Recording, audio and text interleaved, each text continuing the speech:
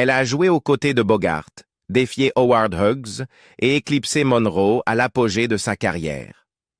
Gina Lollobrigida était bien plus qu'une icône de l'écran. Elle incarnait un symbole mondial de beauté et de pouvoir. Mais derrière le glamour, ces dernières années racontent une toute autre histoire.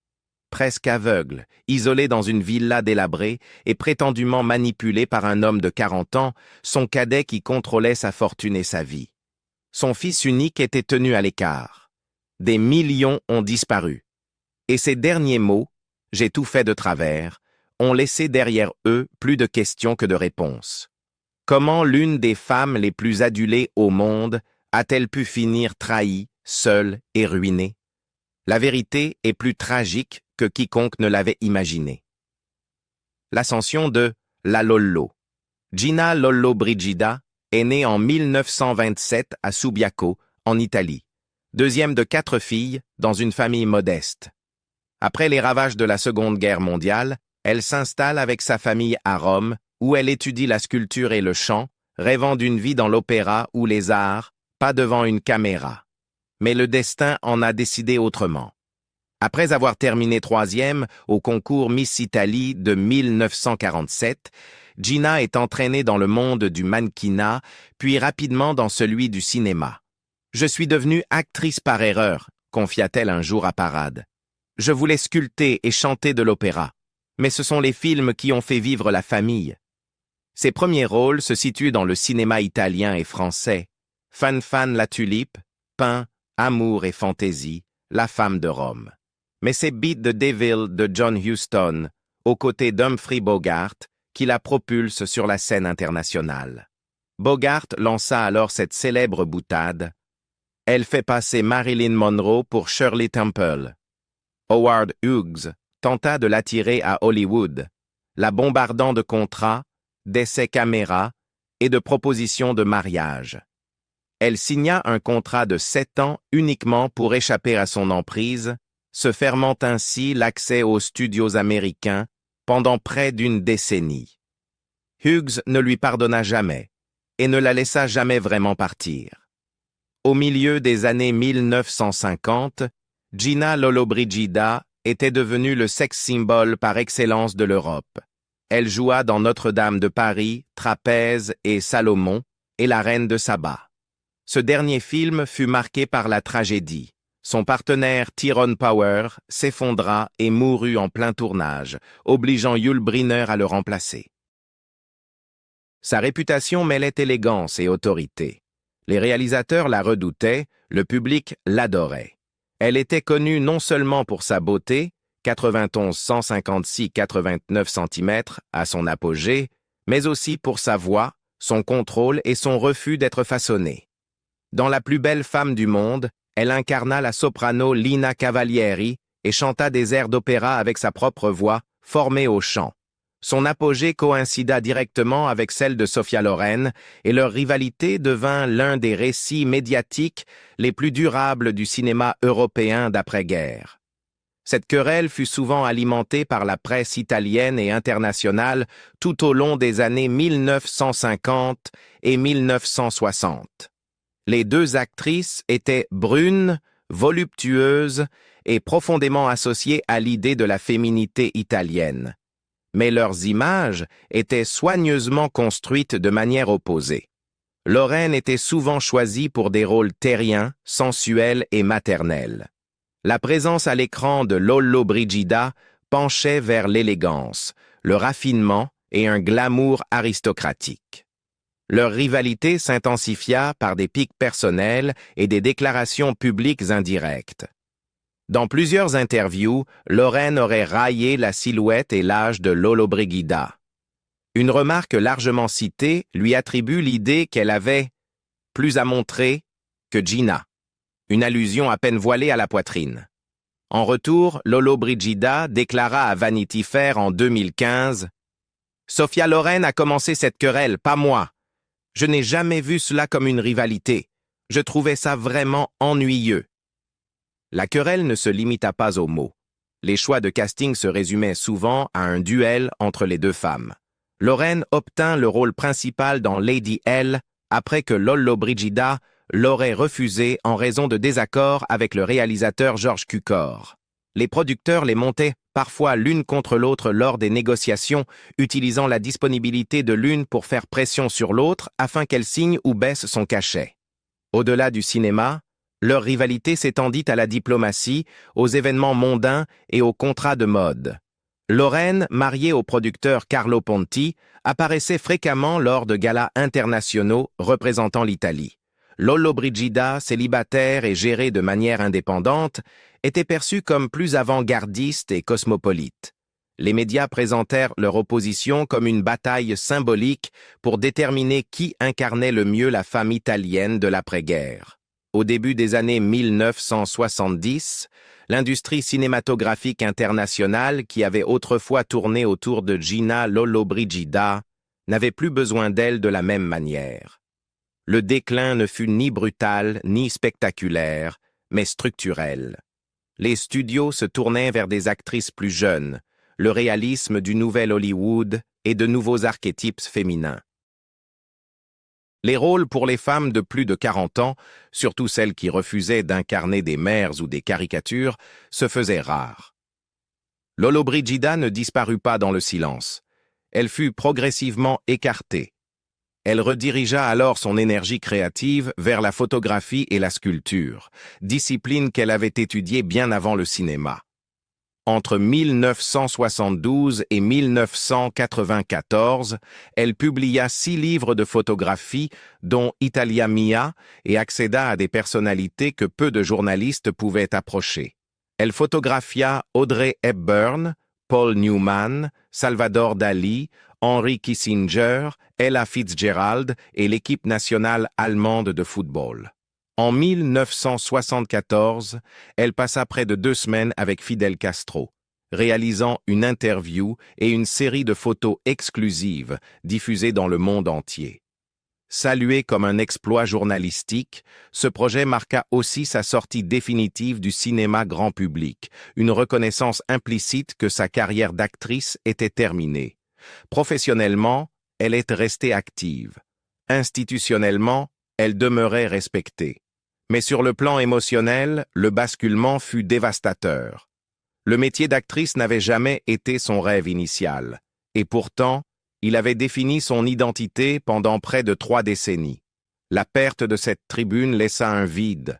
Contrairement à nombre de ses contemporaines, elle ne disposait ni d'un partenariat stable, ni d'un réseau professionnel solidement ancré autour d'un mari producteur ou d'un système de studio. Son indépendance, autrefois sa plus grande force, devint un handicap en vieillissant. Dans les années 1990 et 2000, elle chercha de plus en plus à rester pertinente à travers les institutions publiques, conseils culturels, jurys, mouvements politiques. En 1999, elle se présenta sans succès aux élections du Parlement européen. En 2022, à 95 ans, elle tenta d'entrer au Sénat italien. La campagne se solda par seulement 1% des voix. Dans une interview accordée au Corriere della Sera, elle expliqua s'être inspirée de Mahatma Gandhi. Il n'a pas attendu le changement. Il l'a créé. Mais le résultat mit à nu une vérité douloureuse. L'Italie ne savait plus quoi faire d'elle. En public, elle apparaissait toujours maîtrisée, parée de bijoux, parlant avec assurance. En privé, l'isolement s'accentuait. Les amis s'éloignaient, les liens familiaux se tendaient.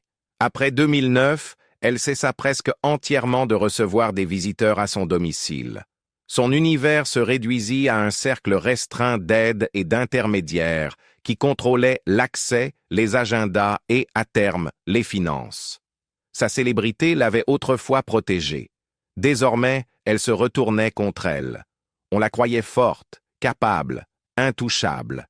Cette présomption retarda toute intervention lorsque son discernement commença à vaciller. À la fin des années 2010, des experts médicaux confirmeraient plus tard un affaiblissement de sa perception correcte de la réalité. Pourtant, pendant des années, il n'y eut aucun filet de sécurité, seulement l'admiration, la déférence et le silence. C'est là la véritable tragédie de la fin de vie de Gina Lollobrigida. Non pas l'obscurité, mais une vulnérabilité dissimulée derrière la légende.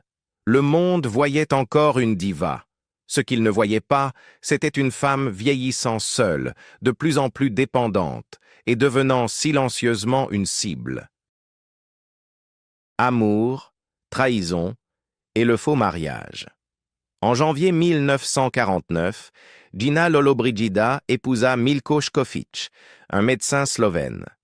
À cette époque, elle était en pleine ascension dans l'industrie cinématographique italienne et Škofić, issu d'un milieu médical respecté, abandonna finalement sa carrière pour devenir son manager à plein temps.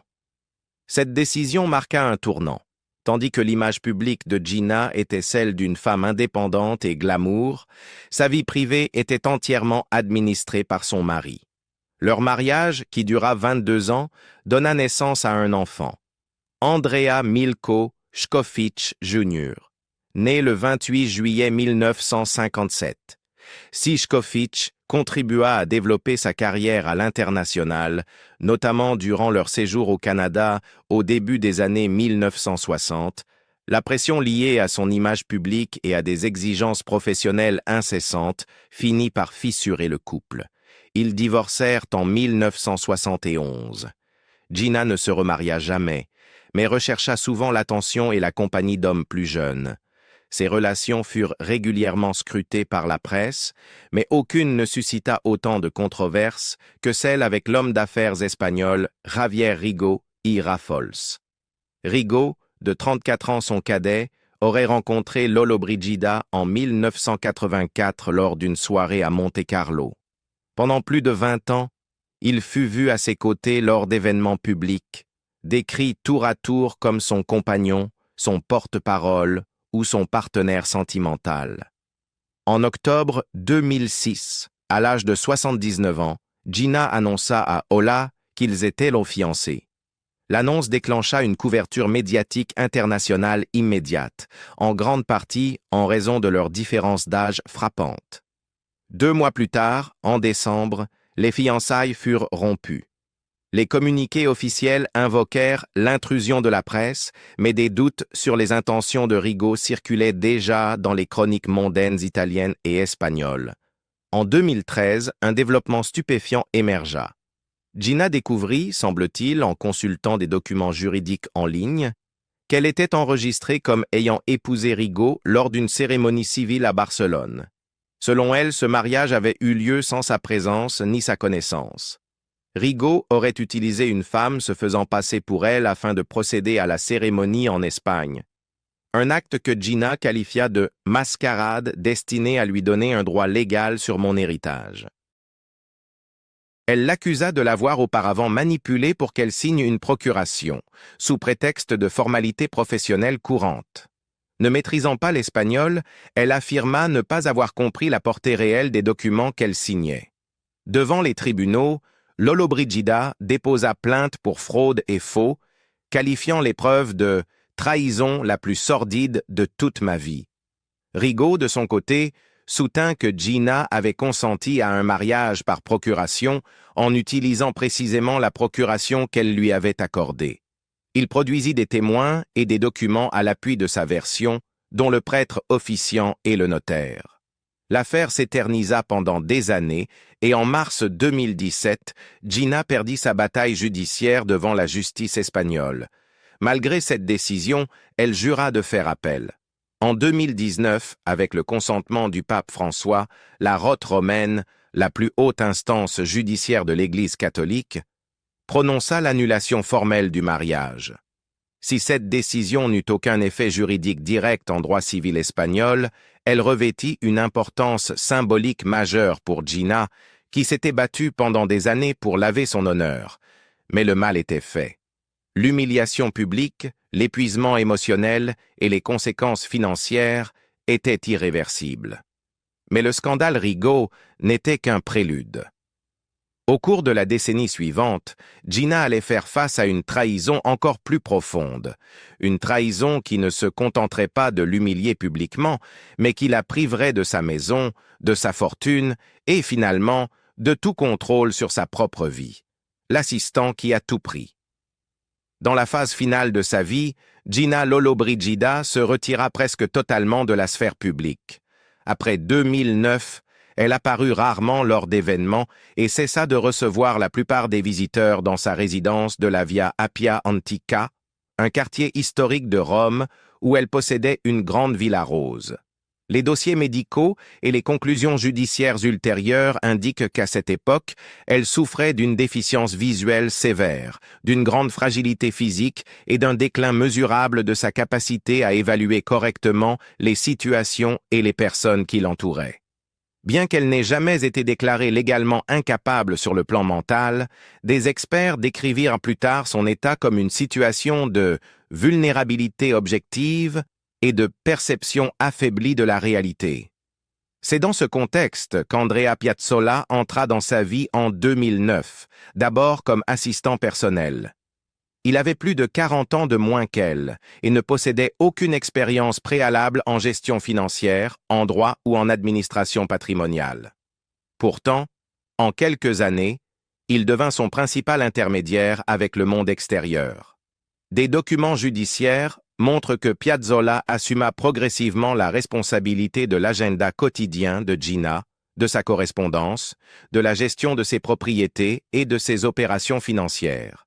Il obtint de larges procurations et eut accès à des comptes bancaires en Italie et à Monaco, ainsi qu'à des structures juridiques liées à ses biens immobiliers. À mesure que son influence grandissait, des employés de longue date, la gouvernante, le chauffeur, le jardinier, furent licenciés. Des membres de la famille et des amis proches rapportèrent qu'il devenait de plus en plus difficile de la contacter directement. Selon les témoignages, les appels téléphoniques étaient filtrés, les visites découragées ou bloquées, et l'on avançait systématiquement des explications selon lesquelles Gina se reposait, voyageait ou était indisponible. Les enquêteurs conclurent plus tard que ce schéma correspondait à une isolation délibérée, caractéristique fréquente des cas d'exploitation financière de personnes âgées. Son fils, Andrea Milkošković Jr., qui vécut un temps à proximité sur la même propriété, déclara que l'accès à sa mère lui fut finalement totalement interdit. Des barrières physiques furent mises en place, notamment des portails verrouillés séparant sa résidence de celle de Gina. Selon lui, il ne la vit plus en personne pendant environ 5 ans avant sa mort. Les tentatives d'intervention furent d'abord rejetées, en partie à cause de l'image publique de Gina comme femme forte et autonome, et parce qu'elle continuait elle-même à défendre publiquement Piazzolla. L'analyse financière menée durant l'enquête révéla des retraits importants et fréquents, des achats de luxe effectués au nom de Gina, ainsi que des transferts vers des comptes de tiers, notamment liés à la famille de Piazzolla. Ces opérations eurent lieu à des périodes où les évaluations médicales indiquaient déjà une capacité réduite à gérer de manière autonome des affaires financières complexes. Si l'ampleur exacte des pertes ne fut pleinement établie qu'après sa mort, les procureurs estimèrent par la suite que plusieurs millions d'euros avaient été détournés. Dans des entretiens accordés au Daily Mail, Milko décrivit la dynamique psychologique comme centrale dans cette exploitation. Elle aimait l'attention, dit-il. Il la lui donnait. C'est tout ce qu'il a fallu. Selon son récit, Piazzolla se présentait comme loyal, dévoué et indispensable, renforçant le besoin d'admiration et de validation émotionnelle de Gina à un moment où elle était de plus en plus isolée. Des experts juridiques témoignèrent plus tard que cette dépendance affective avait considérablement altéré sa capacité à reconnaître la manipulation. Entre 2013 et 2018, des millions d'euros disparurent de ses comptes. Les enquêteurs découvrirent par la suite des voitures de luxe, dont une Ferrari de 300 000 euros, achetées au nom de Gina puis revendues, les bénéfices étant détournés au profit de la famille de Piazzolla. Des experts désignés par le tribunal conclurent qu'elle n'était pas capable de gérer ses affaires financières, bien qu'elle fût techniquement considérée comme saine d'esprit. En 2020, un tribunal de Rome inculpa Piazzolla pour abus de faiblesse d'une personne incapable. Il fut accusé d'avoir exploité la confiance de Gina et l'absence de contrôle pour détourner ce qui restait de son empire. Il vivait dans sa maison, tandis qu'elle dormait sur un canapé au rez-de-chaussée. Sa villa rose, autrefois vivante et animée, fut décrite comme moisie, sale et négligée à l'arrivée des enquêteurs. Ses bijoux avaient disparu, ses tableaux, sculptures et appareils photos, manquants ou vendus. Malgré les accusations, Gina resta fidèle à Piazzolla jusqu'à la fin. Elle l'inscrivit dans son testament, le nommant héritier aux côtés de son fils. Elle le décrivait publiquement comme étant comme un fils et affirmait que Milko, qu'elle avait autrefois profondément aimé, était revenu non par affection, mais pour voler sa fortune. En 2017, elle rédigea un Nouveau Testament, ignorant qu'une grande partie de ce qu'elle souhaitait transmettre n'existait déjà plus. Elle s'éteignit le 16 janvier 2023 dans une clinique privée de Rome, à l'âge de 95 ans. Ces derniers jours furent marqués par le silence, la confusion et la sédation. Elle alternait entre des moments de conscience et d'inconscience, et ce ne fut qu'à l'approche de la fin que son fils fut autorisé à la revoir. Lui tenant la main, il l'entendit murmurer une dernière confession, déchirante. « J'ai tout fait de travers. » La maison qu'elle laissa derrière elle était méconnaissable. Lorsque Milko revint chercher une robe pour l'enterrement, il découvrit une demeure en désordre. La moisissure avait envahi certaines parties.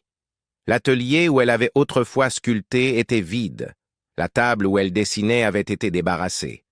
Un vieux appareil photo numérique subsistait, simple vestige de la vie qu'elle avait jadis vécue avec une telle intensité. Piazzolla a été condamné en novembre 2023 à 3 ans de prison pour détournement de fonds. Il demeure toutefois libre dans l'attente de son appel et fait encore face à des accusations supplémentaires de fraude et de blanchiment d'argent. Milko a exprimé à la fois sa dévastation et sa détermination. S'il envisage de contester le testament, son objectif principal n'est pas la victoire juridique, mais la réparation.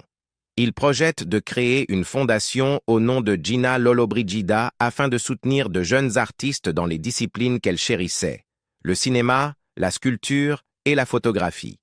Mais ce qui le hante le plus n'est pas l'argent, ce sont les années perdues.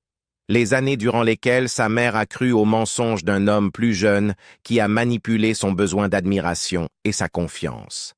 Les années où son génie et sa créativité ont été étouffés, où sa liberté a été restreinte et où sa dignité s'est lentement érodée à huis clos. La tragédie ne réside pas seulement dans le fait que Gina Lollobrigida soit morte avec si peu de sa fortune intacte. Elle tient surtout au fait que le monde, son pays et même sa propre famille ont compris trop tard que l'icône était devenue isolée, vulnérable et trompée. L'éclat de son héritage demeure, mais il subsiste aussi cette question douloureuse. Comment une femme aussi vénérée, aussi accomplie, a-t-elle pu être abandonnée si silencieusement à l'heure de sa fin? Gina Lollobrigida a vécu comme une légende et est morte comme une mise en garde. Elle était bien plus que la beauté. Elle incarnait l'intellect, l'indépendance et une ambition infatigable. Mais dans les dernières années de sa vie, ces mêmes qualités qui l'avaient distinguée l'ont laissée isolée, incomprise et, finalement, trahie par ceux qui lui étaient les plus proches. Alors, comment devons-nous nous souvenir de Gina? Comme la femme qui a illuminé l'écran d'argent, ou comme l'icône vieillissante trahie par les personnes et les systèmes qui auraient dû la protéger? Dites-nous ce que vous en pensez dans les commentaires. Et si son histoire vous a touché, pensez à aimer, partager et vous abonner pour découvrir d'autres récits méconnus des étoiles les plus brillantes et les plus tragiques du cinéma.